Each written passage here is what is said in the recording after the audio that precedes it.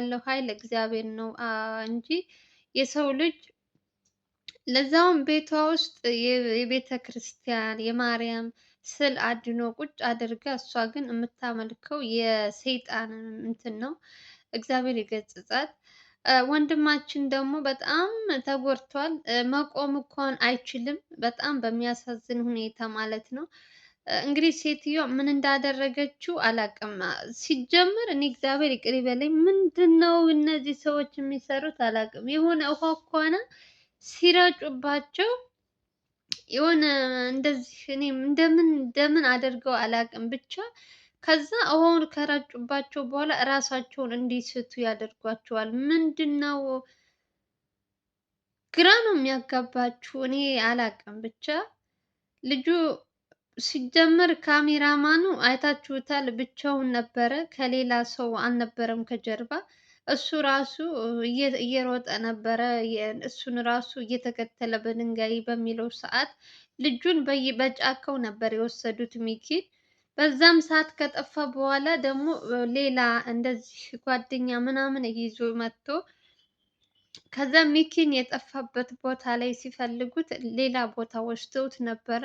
ከዛም ከስንት ቀን በኋላ ደግሞ መልሰው እህቱን የእሷ እህት ናት የተባለችው፣ አንድ እህት ናት አንድ አክስት ናት ትባላለች። እሷ ደግሞ ያለችበትን ሂዳ አሳየቻቸው እና ሚኪ በሚያሳዝን ሁኔታ በጣም ተጎድቶ መቆም አይችልም። ተደግፎ ምናምን እንደምንም ወጣ። እዛው ጫካ ውስጥ ነበር እስካሁን ድረስ። በጣም ምን እንጃ እውነት ምን አይነት ግን አገራችን ላይ እኔ ይሄ ሁሉ ጉድ የሚሰሩ ሰዎች ሲጀመር መንግስት አያውቃቸውም። ሁሉም የራሱን ነው በቃ የራሱን እንትን ነው እንትን የሚለው።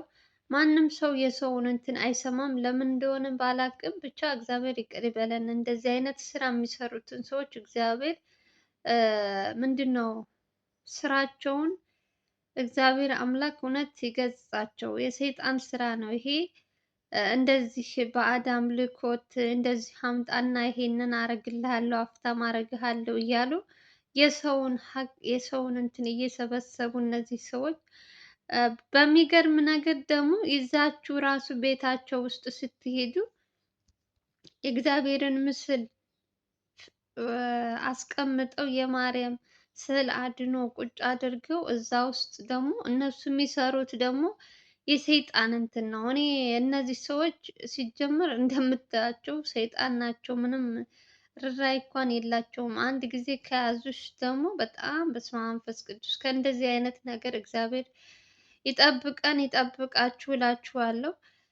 አያጋጥም ብቻ። ይሄ ልጅ አሁን በልጅቷ ናት እንግዲህ መተት ስታሰር የነበረችው ልጅ ይዘው ሂዳ ነው ሚኪን። እንደዚህ አይነት ሴትዮ አለች። እስኪ ንብረቴን በሙሉ ወስዳ ጨረሰች ምናምን ብላ እንደ ምንድን ነው ስሙ እንደ ስሙ ምንድን ነው እናታችሁ?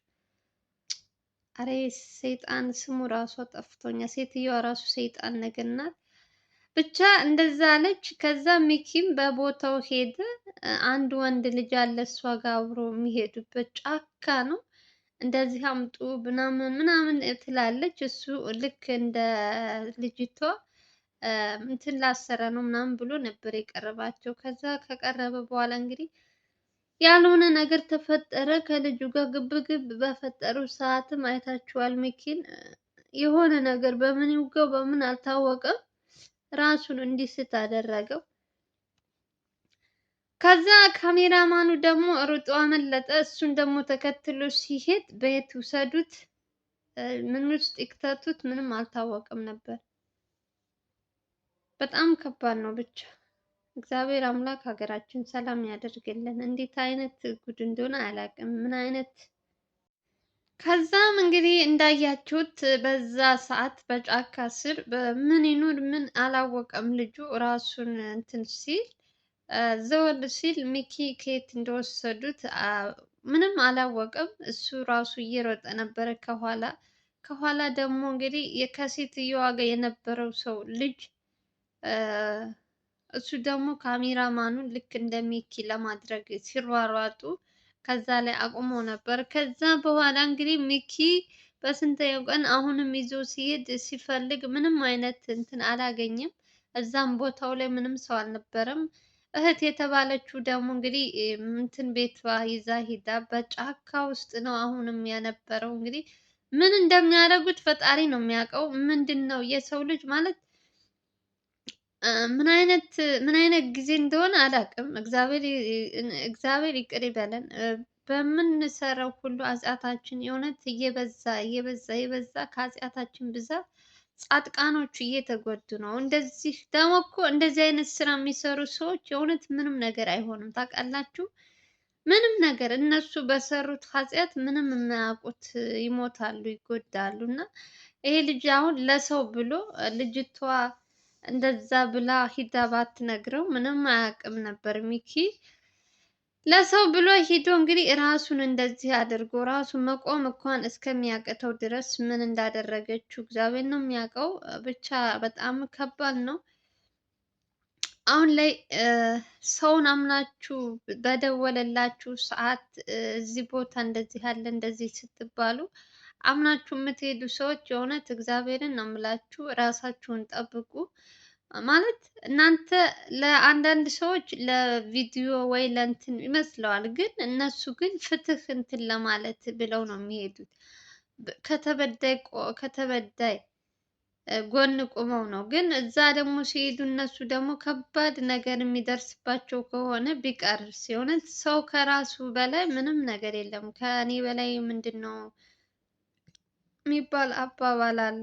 እሱ እየተጎዳ ለሌላዎች የሚቆምበት ምክንያት ምንም ነገር የለም። እኔ እንጃ እውነት በጣም ነው ያሳዝነኝ። አንደኛ ነገር በዛ ሰዓት ሰው ኑሮ ቢሆን እሷንም በቁጥጥር ስር ያውሏን ነበር። እንዲሁም አብራት የነበረው ሁለታቸው ብቻ በመሆናቸው እንግዲህ አይታችኋል። ሚኪ በጣም ተጎድቷል። ቢያንስ እንደዚህ አይነት ጫካ ውስጥ ሲሄዱ ቢያንስ 3 4 ሰው ሆኖ መሄድ እንኳን ሲችሉ እነሱ ደግሞ ሴት ናት ብሎ እንግዲህ በሄደ ሰዓት በጣም ያላሰበው ነገር ነው የገጠመው።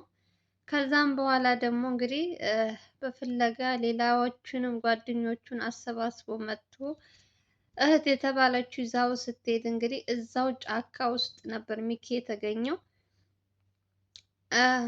ያሳዝናል ግን እውነት ለሰው ብሎ እሱ እንደዚህ ሲሆን እኔ እንጃ እውነት።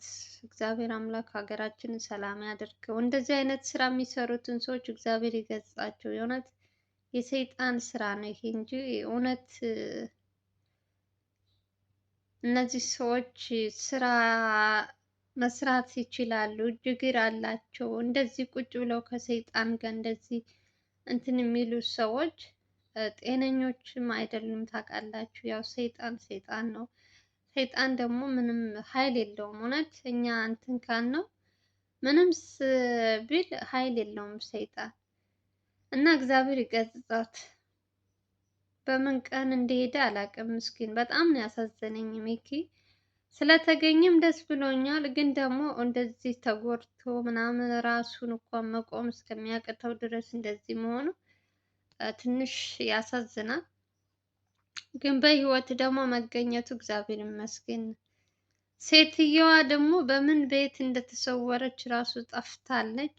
ልጁም ራሱ የት እንደሆነ አላውቅም። ያ ባለፈው ያያችሁት ልጅ በምን ይምተው ምን ያደርገው አላውቅም። ልጁን እንደሆነ በስመ አብ መንፈስ ቅዱስ። መቼም ሰው አንድ ጊዜ በጥፊ ተመትሽ አትወድቅም አይደለም፣ ወንድ ልጅ ሴት ልጅም አትወድቅም። የሆነ የማደንዘዣ እንትን አላቸው እንጂ እኔ አላቅም። ብቻ ምንድነው እየተካሄደ ያለው አላቅም። ኢትዮጵያ ውስጥ እንደዚህ አይነት ነገር በጣም እየተስፋፋ ነው። ከቦታ ቦታ ስታዩ እንደዚህ አይነት ሰይጣናዊ የተናወጣቸው ሰዎች እየበዙ ነው። ለምን እንደሆነም አላቅም። ብቻ እግዚአብሔር ይቅር ይበለን። ወደ ራሳችን የምንመለስበት አንድ የምንሆንበትን እግዚአብሔር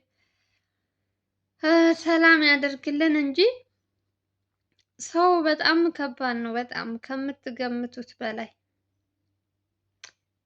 የገንዘብ ሰው ሆኗል። የሰው ህይወት ረክሷል። ሰው ብር ብር ብር ብቻ ነው የሚያሳድደው።